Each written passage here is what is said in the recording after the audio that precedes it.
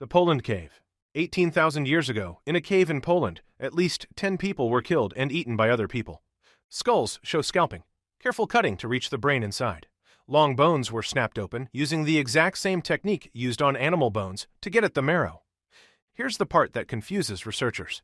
That same season, by every sign available, these people were eating well. The game was plentiful, nobody was starving, which means the reason wasn't hunger. Some ancient cultures turned death itself into a funeral practice, whatever it looked like from the inside. But at this cave specifically, the human remains were treated exactly like the animal carcasses discarded right next to them. Not honored, not set apart, broken down the same way. Whatever happened in that cave, maybe it wasn't just about staying alive through winter. The needle. 50,000 years ago, in a cave in Siberia, somebody drilled a hole through a piece of bone, 7 centimeters long, thin as a pencil, an eye small enough to thread.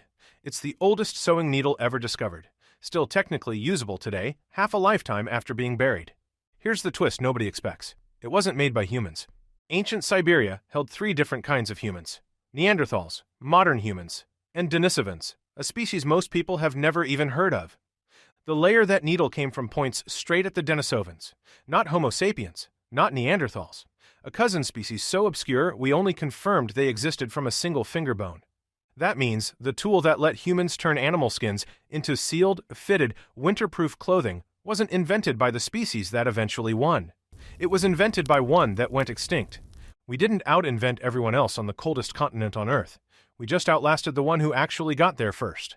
The coat. Neanderthals lasted in Ice Age Europe for hundreds of thousands of years. Modern humans needed 20,000 to push them out completely. It wasn't fire. Both groups had that.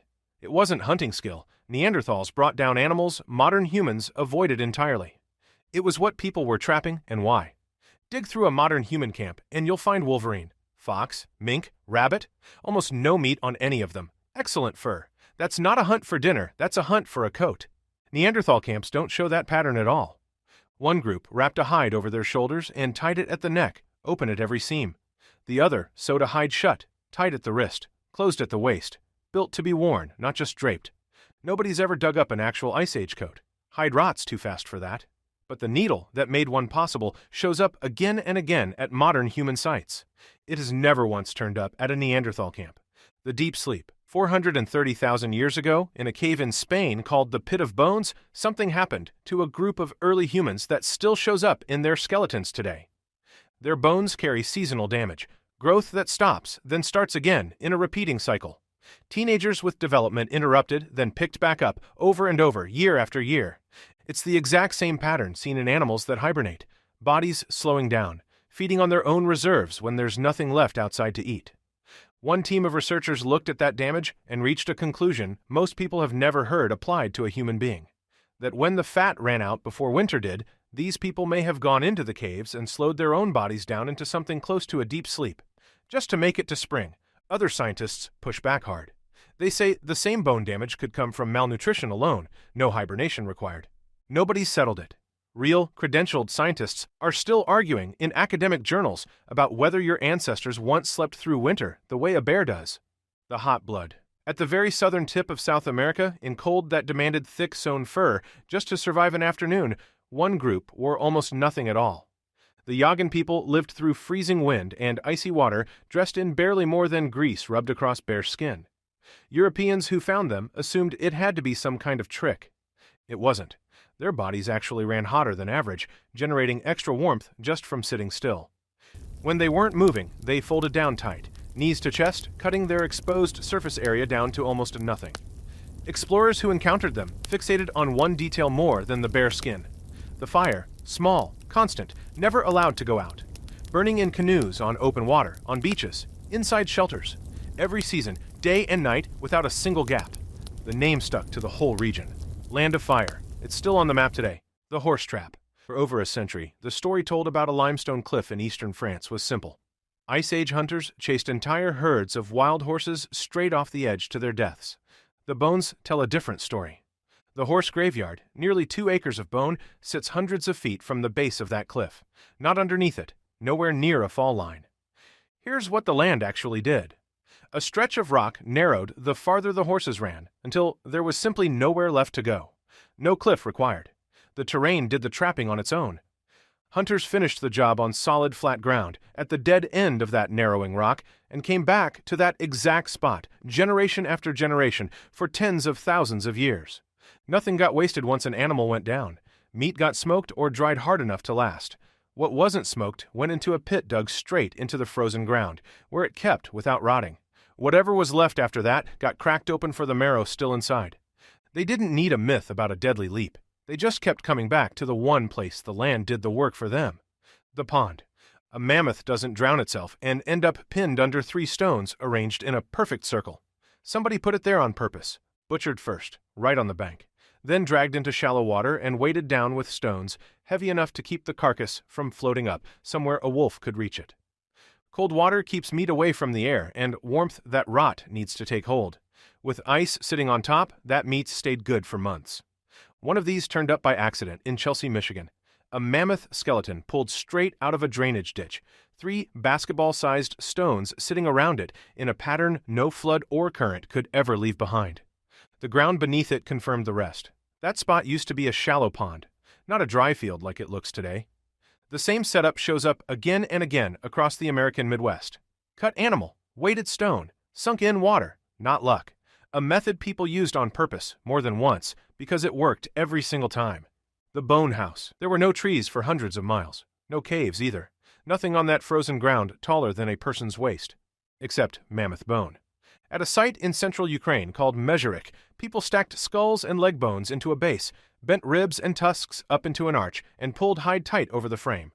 4 of these houses went up, each one built entirely from the one animal on the whole landscape, large enough to kill the people building with its bones. New dating on one of them just landed this year.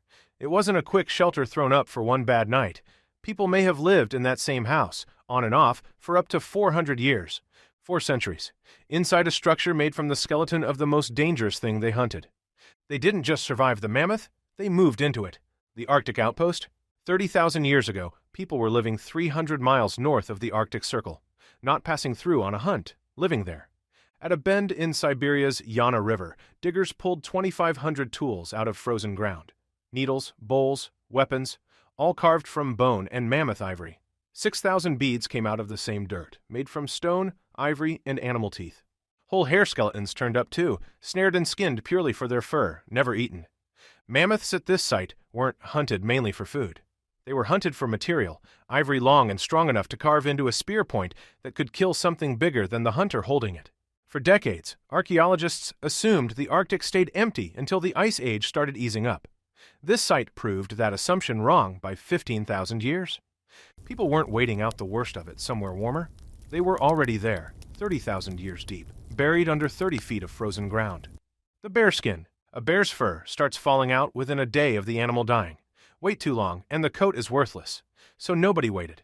The knife came out right at the kill site, in the snow, cutting close along the bone to keep the hide whole. People were doing this 300,000 years ago. The proof is written straight into the bone. At a site in Germany called Schöningen, archaeologists found cut marks on bear paw bones. Not leg bones, paws. There's no meat worth taking on a paw. The only reason to open one is to peel the skin off clean, without tearing it. Once it came off the animal, it went straight onto a person. No stitching yet, no fitted seams, just tied at the shoulder and worn as is, which meant every gap the knot couldn't close, the wind found first. The wrists stayed open, the neck stayed open. It was warmth with holes cut right into it. 300,000 years before anyone owned a proper coat, somebody had already figured out half the problem. The fire. 23,000 years ago, on a riverbank in Ukraine, somebody built a fire during the worst stretch of the entire Ice Age. Not the mild part, the peak. Ice sheets at their thickest, food at its scarcest, cold hard enough to kill in hours. Archaeologists digging there expected a scrappy little fire pit. Instead, they found something built with real skill. One hearth had scarred the ground underneath it, past 600 degrees Celsius, hotter than a modern blowtorch. Wood came first when wood existed, mostly spruce, but open, treeless ground runs out of wood fast. So people burned bone and fat, both burned even hotter than wood, and reeked doing it. Winter gave them 6 hours of daylight. The fire had to survive the other 18 completely on its own. So somebody stayed awake, every single night, because letting it die meant starting over from nothing, in the dark, in cold that could stop a heart by morning. They didn't survive the Ice Age by accident. They survived it by never letting the fire go out.